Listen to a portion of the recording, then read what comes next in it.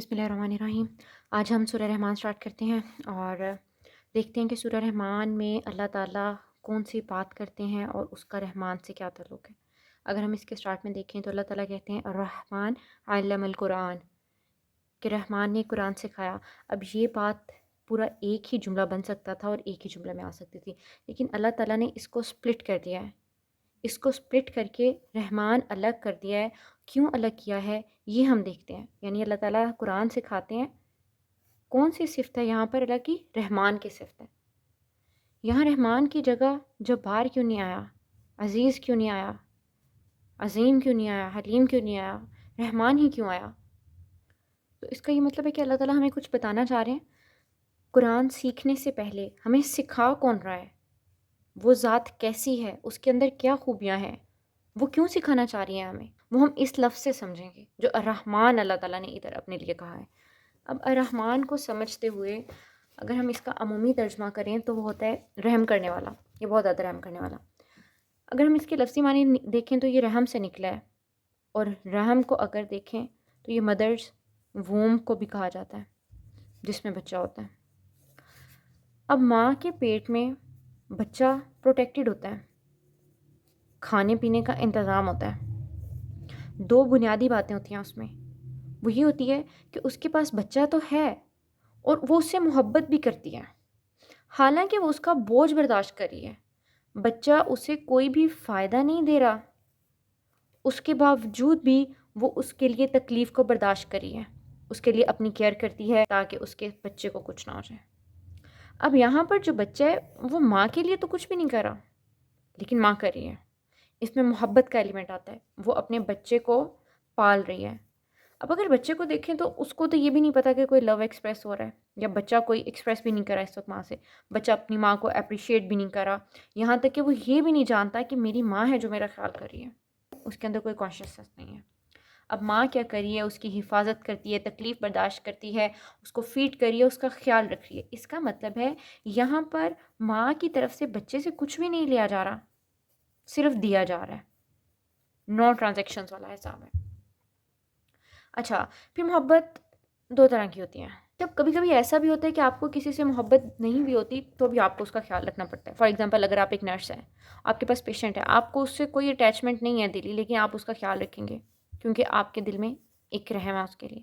اور کبھی کبھی ایسا بھی ہوتا ہے کہ آپ کو کسی سے بہت محبت ہوتی ہے لیکن آپ اس کا خیال نہیں رکھ پاتے۔ کیوں نہیں رکھ پاتے؟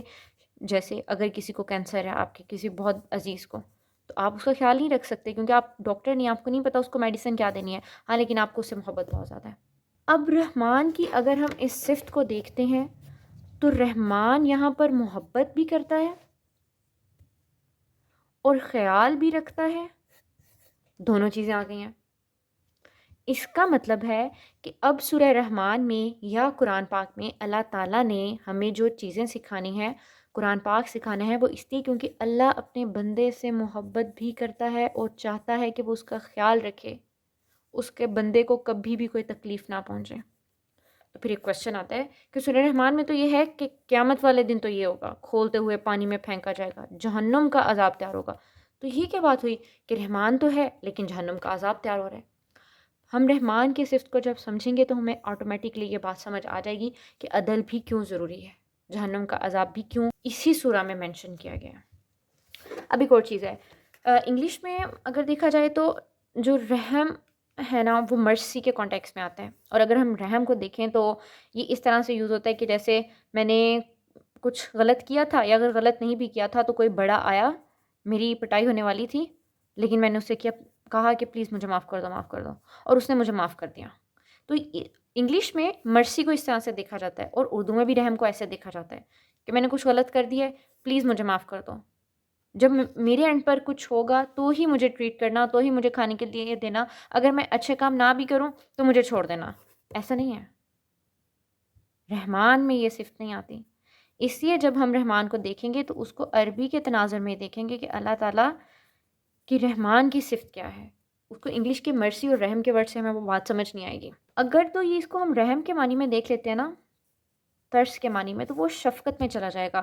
جیسے بچہ غلطی کرتا ہے اور بچہ کہتا ہے مجھے معاف کر دے، میں نے غلط کیا، ہم اسے معاف کر دیتے ہیں کیونکہ ہم شفیق ہیں، ہم اس کے ساتھ شفقت کا مظاہرہ کرتے ہیں، اس کی غلطی ہونے کے باوجود بھی معاف کر دیتے ہیں. لیکن رحمان اس سے اس طرح سے بالا تر ہے کہ رحمان میں اللہ تعالیٰ خیال بھی رکھتے ہیں، محبت بھی کرتے ہیں. اگر ہم غلطی کریں تو بھی اللہ تعالیٰ ہمیں کھانے کو دیتے ہیں، ہمارا انتظام کرتے ہیں، ہمیں پینے کو ہر چیز دیتے ہیں جو ہمارے لیے بہتر ہے. جسٹ لائک اے مدرز ووم، جس میں مدر کو تو کوئی فائدہ نہیں ہوتا لیکن وہ پھر بھی اپنے بچے کو سب کچھ دیتی ہے.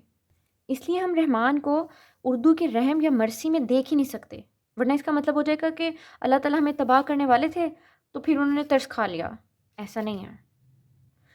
رحمان میں جو محبت ہے وہ شروع سے ہی ہے اور ہر طرف سے اللہ تعالیٰ حفاظت کرتے ہیں. یہ وہی جذبہ ہے، اسی جذبے سے ہمیں قرآن سکھایا جا رہا ہے. اس لیے اللہ تعالیٰ یہاں پر کہتے ہیں کہ الرحمن علم القرآن. اگر ہم اس کو یہاں پر دیکھیں تو اللہ تعالیٰ نے رحمان کو سپلٹ اس لیے کر دی ہے تاکہ ہم یہاں پر تھوڑی دیر رک جائیں اور دیکھیں کہ رحمان ہے کون. جو ہمیں قرآن سکھانے جا رہا ہے وہ کیوں سکھا رہا ہے ہمیں قرآن، اور کس چیز کے بارے میں بات ہو رہی ہے. پہلے یہ تو سوچ لیں کہ قرآن پاک ہے کیا، رحمان کیا ہے، کیوں سکھا رہا ہے ہمیں. رسول اللہ صلی اللہ علیہ وسلم کی ایک حدیث ہے جس میں آپ صلی اللہ علیہ وسلم نے فرمایا کہ اللہ تعالیٰ کی رحمت کے 100 حصے ہیں، اس نے اپنی رحمت کا صرف ایک حصہ زمین پر اتارا ہے اور اسی ایک حصے کی وجہ سے مخلوق ایک دوسرے پر رحم کرتی ہے. یہ بات سمجھ آ رہی ہے؟ اس کا یہ مطلب ہے کہ پرندے یا پانی میں موجود مچھلیاں، جنگل میں موجود جانور، مدر، انسان، فادر، جتنا بھی رحم کریں یہ اللہ تعالیٰ کے اس 1% میں سے رحم کریں. اب آپ دیکھیں کہ دنیا میں اس وقت کتنا زیادہ شر ہے، کتنی زیادہ تباہی ہے، کتنا ظلم ہے. اس کے باوجود یہاں پر رحم جو رحمان کے کانٹیکس میں آتا ہے وہ مینیفیسٹ ہو رہا ہے. اگر یہ 1% رحم نہ ہوتا تو یہ ظلم کہاں پہنچ جاتا. اتنا ظلم ہونے کے باوجود بھی اس دنیا میں رحم موجود ہے، رحمان کی صفت آتی ہے. اسی لیے تو حضرت سلیمان علیہ السلام سورہ نمل میں ہے کہ جب انہوں نے خط بھیجا تو وہ اس طرح سے سٹارٹ کیا کہ بے شک یہ خط سلیمان کی طرف سے ہے اور بے شک اللہ تعالیٰ کی طرف سے ہے. شروعات ہوتی ہے جو رحمان بھی ہے اور رحیم بھی ہے. یہاں پر کیوں نہیں کہا گیا جو بار ہے، جو عزیز ہے، جو متکبر ہے. یہاں پر رحمان اس لیے کہا گیا کیونکہ اس کا جو اس رحم ہے وہ سب کے لیے ہے. اب اس کو اگر تھوڑا سا اور ایلیبوریٹ کر کے دیکھ لیں ہم، حماد بن اسلام نے سفیان الثوری سے کہا کہ اگر مجھے روز محشر حساب کروانا ہو تو میں اپنے ماں باپ کی بجائے اللہ تعالیٰ سے کرواؤں. وہ اس لیے کیونکہ اللہ تعالیٰ رحمان ہے، زیادہ رحم دل ہے as compare to my parents. اب جب ہم نے یہ ساری چیزیں پڑھ لی ہیں تو اب ہمیں پتہ چل جائے گا کہ الرحمن نے قرآن کیوں سکھایا اور سورہ رحمان میں آگے کیا چیزیں. اب جتنی بھی چیزیں یہاں سورہ رحمان میں ہم دیکھیں گے تو اس کو الرحمن تلے دیکھیں گے. اگر درخت سجدہ کریں الرحمن کے تھرو، اللہ تعالیٰ نے سورج اور چاند ہمارے لیے بنایا، رحمان کے انڈر بنایا، جنوں کو بنایا، انسانوں کو بنایا، نعمتوں کا ذکر ہوا، جہنم کا ذکر ہے، قیامت کا ذکر ہے، 2 جنتوں کے درجوں کا ذکر ہے. یہ سب ہم رحمان کے کانٹیکس میں دیکھیں گے کہ اللہ تعالیٰ نے اسی لفظ کو کیوں یہاں پر سپلٹ کیا ہے. انشاءاللہ اب نیکسٹ ہم سٹارٹ کریں گے علم القرآن.